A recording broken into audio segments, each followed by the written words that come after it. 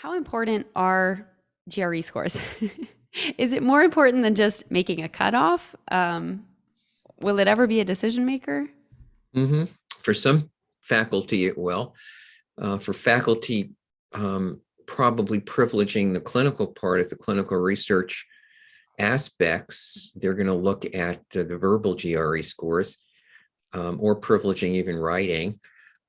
But more and more faculty members in clinical programs are very, very focused on research, and they'll want very high quant scores.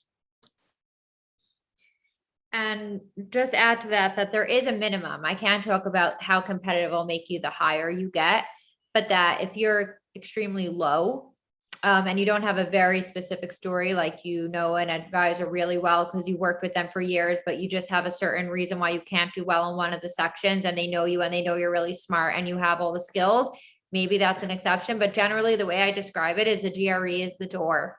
And in the room, you have all of your competitive attributes as a candidate. Many faculty and programs will not open the door to see what is in that room if you're below a certain number, because they get a sheer number of too high of a number of applications to possibly go through so many. And so if somebody is extremely low on the GRE, it's often just a cutoff of like, we can't review all of these. And the comforting thing I'll say about this is that, barring exceptions of like major testing anxiety or specific issues with the GRE is a skill on how to take the GRE.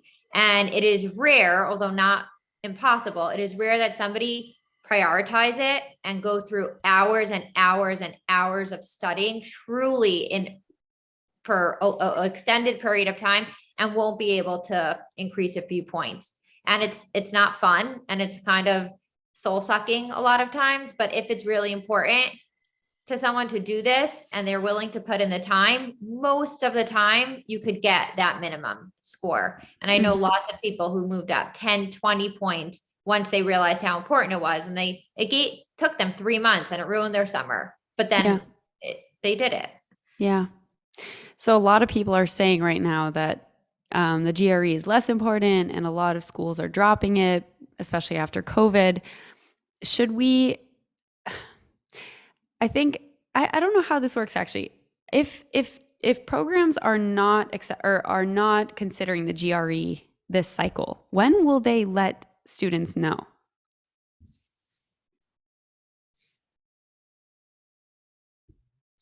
APA makes you update your website. They're pretty strict about it. I suspect, again, if it's not up in September, well, that may not be helpful. Look, if it's not up and it's not clear, the thing to do is to email the program secretary. Okay. Yeah. The reason I ask is because if the programs I'm applying to aren't even going to consider it or don't see it as important, then I'm not going to spend money and time taking it, Right. Right. Daisy, sorry, did you want to add something? Just quickly that like something maybe, but very few things would make me happier than this requirement being waived, because it does exclude a lot of people who would be very strong candidates. And I will just say that if programs waive it entirely, like they do not want it, blessed, everything is great.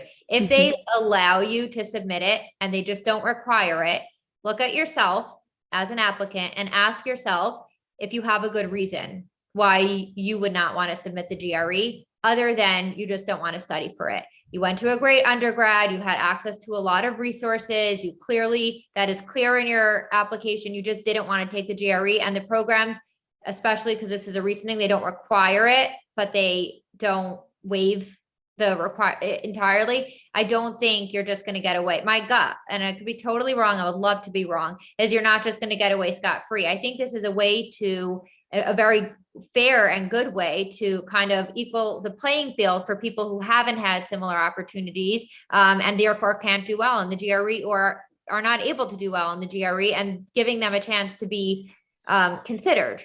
But it's not going to just be a free-for-all, I think, for a while, is my guess. Unless, again, it becomes like completely don't submit it. Yeah. So you're saying if it's optional, then lean towards submitting it, unless there's some outstanding crazy reason that Not even outstanding crazy. Sorry, Dr. Farber, go ahead. No, it doesn't have, I'm just going to agree with you. It doesn't have to be outstanding crazy. It could be English as your second language. Mm, And that's good enough to invalidate your GRE score. okay. So could you, I mean, are there places to indicate why you wouldn't submit it? If there is an option to submit it, is there ways to say, the reason is because XYZ? Yeah, you can always add that on your personal statement. Okay. And then do you need to Most take, applications will have like a box for like, explain, here's your opportunity to explain Right. away any weaknesses or something. Right. gotcha. Yeah. Okay. And then what about the Psych GRE? Less important in my experience than the verbal and the quant. I mean, mostly because every school doesn't require it. Some schools do though, so you have to do it. Mm-hmm. If you didn't study psych in undergrad and you're like lacking in your core courses of psych, it could be more helpful than if you have like a master's and an undergraduate degree in psych. Maybe also the psych GRE won't seem that necessary. Okay.